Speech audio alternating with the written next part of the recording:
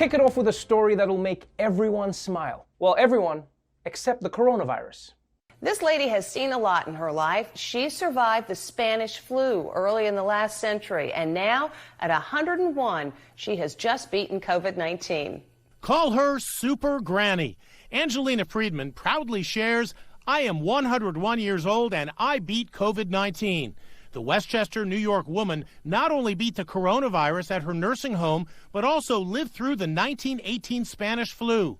Her family says the centenarian possesses superhuman DNA. You feel good? Yes. Yes? Thank you. Good. Thank you. Damn, this woman lived through the Spanish flu and beat coronavirus? Not to mention that in 2010, she also beat Bieber fever. She was one of the lucky few. And coronavirus must be really embarrassed by this. I mean, you got beaten by a 101-year-old woman. I bet Corona's there with all the other diseases like, she didn't beat me, man, I let her win. But one thing is clear. If you've ever given your grandmother a world's greatest grandma mug, you better confiscate that thing immediately. Yeah, sorry, Meemaw. Turns out you ain't shit. And here's some more good news. In the last few weeks, some countries have slowly been emerging from their corona hibernation. And now, even Italy, one of the hardest hit countries, is starting to open up again. After 8 weeks of silence, today the streets of Italy are slowly coming back to life. Construction sites, factories, and parks reopening. Italians will be able to travel locally and order takeout. Joggers allowed once again to run in parks long off limits. In Rome's iconic Campo dei Fiori flower market, the florists have returned. Cafes like the Antico Caffè Greco, the oldest in Rome, can once again serve coffee. In 260 years, has this cafe ever been closed? Never closed the bar. Not even during World War II? Hoorah! Italy is getting back to work.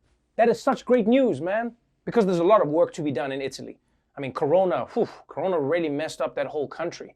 The towers are falling over, the streets are flooded, their stadiums are in ruins. It's a mess over there right now. I do worry about Italy though, because Italians are all about kissing and hugging, but with coronavirus still out there, they can't do all of that. How are they gonna show affection? Huh? Because I mean, we can replace handshakes with elbows, we can just do that thing. But that won't work for the Italian kiss. Good to see you, Giovanni. Basically what I'm saying is, post-coronavirus, every country is just gonna have to become Russia. We do not touch, we do not kiss. When I make love, I just stare so hard at them that they can feel it. Here's another fun story. Every day, we're hearing about how animals are thriving without us. But in Japan, it turns out that there are some animals that just miss our face. A Japanese aquarium is asking people to make video calls to their eels. Why? It's all to remind the sensitive creatures humans exist and don't pose a threat. With a largely human-free environment the last couple months, aquarium staff say when keepers try to check on the garden eels, they hide in the sand. In a bid to reacquaint the eels with humans, the aquarium is setting up 5 tablets and asking eel enthusiasts to connect via FaceTime. That's right. Because there haven't been any visitors at the zoo wants people to video chat with the eels so that they remember humans and don't view them as a threat when people come back. Yeah. Although if you ask me, reminding the eels about humans will have the opposite effect. Why is the ocean so small? All right. The humans put us in a water zoo. Oh, and you know what the good news is? Eels are perfectly designed for video chats. Yeah, because if anyone tries to flash their penis on these Zoom calls, the eels, they're not going to be fazed. They'll just be like, ha, look at that. Another eel on the call. A very strange eel. So small and so pale, he must be sick. Being a teenager in the age of Corona is definitely tough. You're stuck at home with your parents, you can't go to prom, and your dad gave you a haircut with the same clippers he uses on his back hair. But here's a ray of sunshine for teenagers in Georgia. Because of the pandemic, the state has now decided to issue driver's licenses without requiring a driving test. And that is a crazy idea. I mean, think about it. The only driving practice that kids get right now is from what? Video games? So they're gonna get behind the wheel like, okay, so which of these pedals shoots the turtle shells? Basically, it's now up to parents to decide whether their teens can get a license or not. And look, if Georgia's gonna be giving people that power, they may as well go all the way. Just let people make their own driver's license at home too, like the actual photo. because that would be dope. You could add a filter, face tune it, finally have a driver's license where you look sexy. That would be a ton better than that filter the DMV uses right now. Makes everyone look like they've already been busted for drunk driving. So that's Georgia. They opened up earlier than any other states, and now they're giving driver's licenses to people without a road test. It's all part of their new state motto. Welcome to Georgia. We're done giving a shit. In other news, a British man has decided to beat the quarantine blues by giving himself one tattoo every day during the lockdown. Yeah, Chris Woodhead, a 33-year-old tattoo artist, has now added images of a butterfly, a tiger, and a clown, as well as the words, "When will it end?" on the sole of his foot. Basically, this guy started quarantine as 2005 Adam Levine, and he's gonna finish it as 2019 Adam Levine. And I guess this is just what white people end up doing when the sourdough starter runs out. But this is a major commitment to make. In fact, this guy says that he's been in lockdown for so long that he's already running out of room. Although I see 2 nipples that are wide open.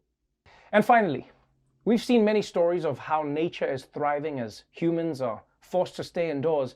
But now, thanks to the shutdowns, animals are also rediscovering the circle of life. Like in Rome, seagulls, who used to eat trash that people left behind, are now hunting down rats and pigeons for food. And I didn't even know that seagulls could be this vicious. Like, does every bird have a dark side? Because I'm not ready. I'm not ready to watch Big Bird get so hungry that he murders Elmo and eats his flesh. And rats, I can understand. But pigeons? Whew! The next Secret Life of Pets movie is going to be super dark. And you know what's crazy is that 1 month ago, just 1 month ago, seagulls were flying next to pigeons like, "Hello, neighbor!" And now because of coronavirus, they're like, "I will eat your ass!" South Korea, the birthplace of K-pop and the best place to raise a family in somebody else's house. After successfully dropping their coronavirus cases to basically 0, South Korea has decided that it's time to play ball responsibly. Baseball season is underway in South Korea, but no fans are there to see it. Posters posing as fans filled the seats for yesterday's opening game of the KBO League. They may not see anything more bizarre, though, than this. That's a 9-year-old inside a big baseball bubble. He walked himself from the pitcher's mound to home plate to create a socially distant first pitch. Yes, South Korea has found a way to bring back sports in the age of coronavirus. And, I mean, it looks really safe. Look, don't get me wrong, people are still gonna die of boredom. I mean, it is baseball after all, but thankfully, they're safe from corona. I got one question though. Why are the fake people wearing masks? It just seems unnecessary. America has already shown that if you're a person made out of cardboard, you don't need to wear a mask. Also, I hope they told the announcer that those fans are made out of paper. Otherwise, that guy's gonna freak out. And there it is. Looks like it's a home run. Oh my God, that ball just went through that guy's chest. Oh my God, why is nobody helping him? You know what is also really creative? Is how they put that kid in a giant bubble baseball. I feel like they should just do this with every sport, especially the NFL. Put players in bubbles. Then when they get tackled, the ball bounces into the stands, and then the fans will get to punch the bubble back onto the field. Tell me that doesn't sound like a fun sport. Huh? And you've solved the concussion problem. Roger Goodell, call me. In other news, one of the most inspiring things during these times has been seeing people step up to help out strangers. And some of those strangers are actually turning out to be really old friends. The Irish are returning an old favor in helping Native Americans who have been hit hard by the pandemic.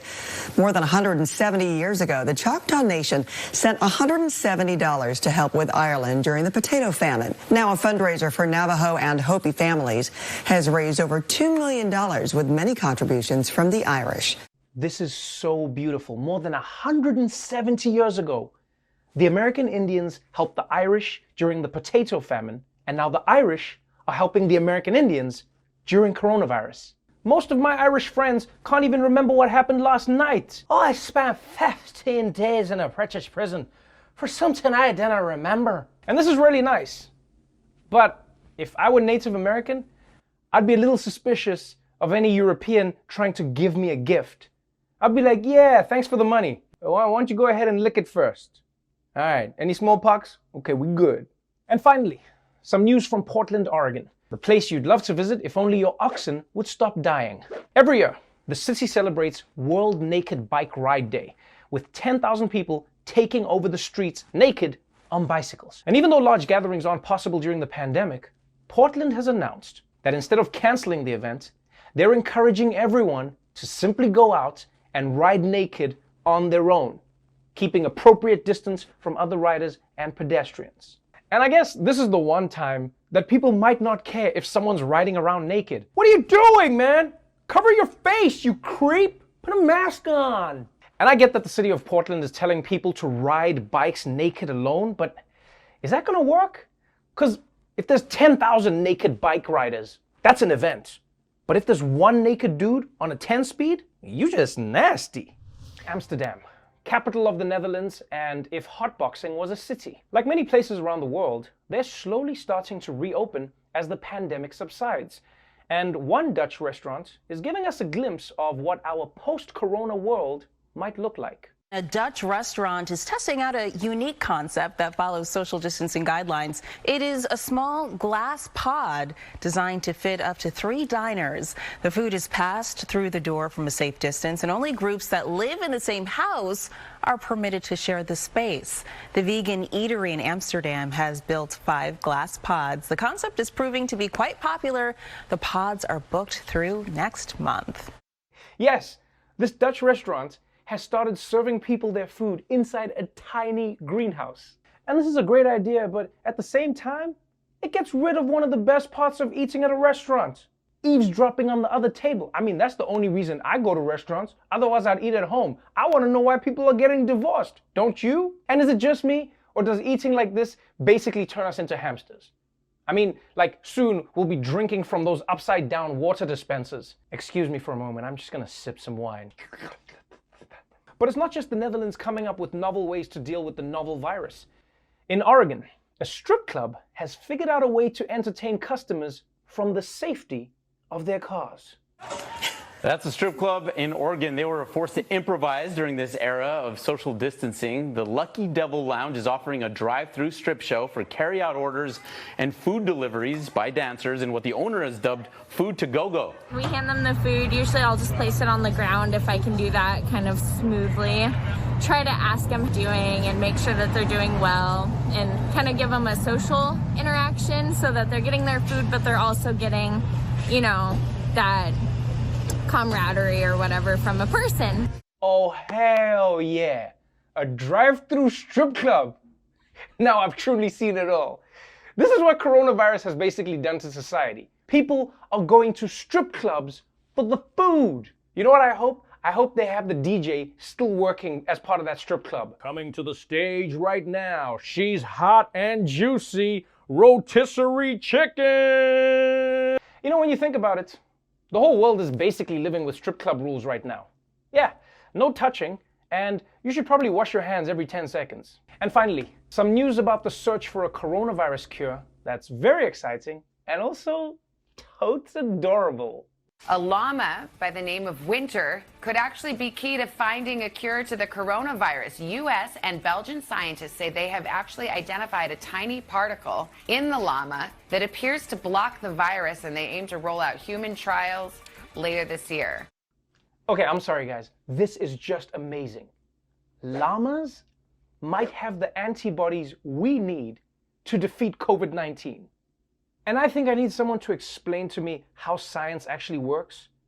Because, like, how did this come about? Were scientists just sitting around like, Mike, I need you to test the virus. Peter, see if you can find out anything on the antibodies. And Steve, go play with a llama. See if anything comes up. But I guess once again, this proves why we need to let more llamas into medical school. If this llama can cure corona without any training, just imagine what it can do after it reads some books. And this is really exciting. Because if the human trials are successful, we might have a cure.